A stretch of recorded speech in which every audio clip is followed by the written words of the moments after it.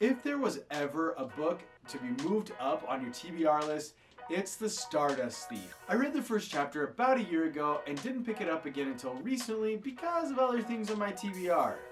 Don't make the same mistake as me. It's not a perfect book, but I guarantee you won't be disappointed. This guarantee is strictly based on the desire to hype you up to watch the rest of the video and is not based on actual research or knowledge of your personal interests. Don't sue me. Inspired by stories from 1001 Nights like Alibaba and the 40 Thieves and the well-known Aladdin, The Stardust Thief follows a thief and a prince who are blackmailed by a sultan into searching the desert for an ancient magical lamp. Sound familiar? Let's first address the elephant in the room. Or is it a monkey? I don't know.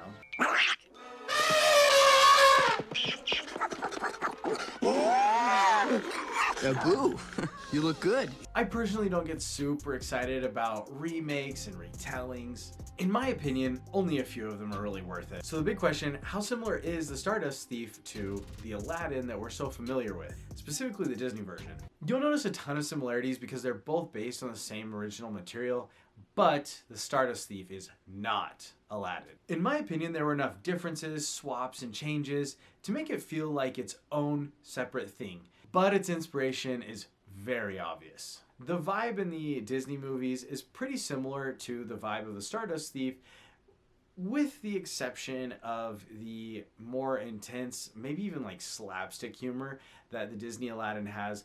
The Stardust Thief is much more serious. If you're interested in Aladdin because it's basically just one big meme, you might not like The Stardust Thief. But if you're interested in like the vibe and the world building that is contained in the Aladdin story, then Stardust Thief is a home run. Okay, let's get into my spoiler-free positives. The relationships between the four main travelers start off simple, but develop and grow as the story goes on and become very complicated, deep, and interesting by the end. I enjoyed the magical complications that happened in the different characters' lives. I can't really say much more than that without spoiling anything. Epic fantasy can sometimes be a little bit of a slower genre. I really enjoy these fantasy stories that are more like a feast instead of a month's supply of groceries. Besides these three things, I'm a little at a loss of why I liked this story so much. I'm really struggling to articulate exactly what it was that I vibed with so much. I have a couple of complaints as well. First of all, I had a small struggle with the changes in point of view characters. In 2 or 3 places, I got a little lost trying to figure out exactly whose head I was supposed to be in at the moment. A much larger issue for me was the style of plotting. This might just be a personal preference, but I like feeling like I'm finding out the story along with the characters and discovering things along with them. However, in The Stardust Thief, there were several big plot points that just kind of happened and then were explained later. There's not necessarily anything wrong with it, it's a style, and I just prefer a different style. Finally, and I think this is the biggest problem and could be a reason for me to forget about this series before the next book comes out, the ending fell flat.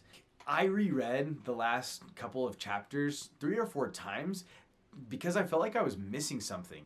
Despite struggling some with the end, I still got online right away to see what plans there were for the future of this series. Book 2 already has a title, a cover, and a release date for February of 2024, and I can't wait to read it. While we wait for Book 2, drop your recommendations for Arabic-inspired fantasies in the comments. Love fast-paced fantasy like me? Click the card for another.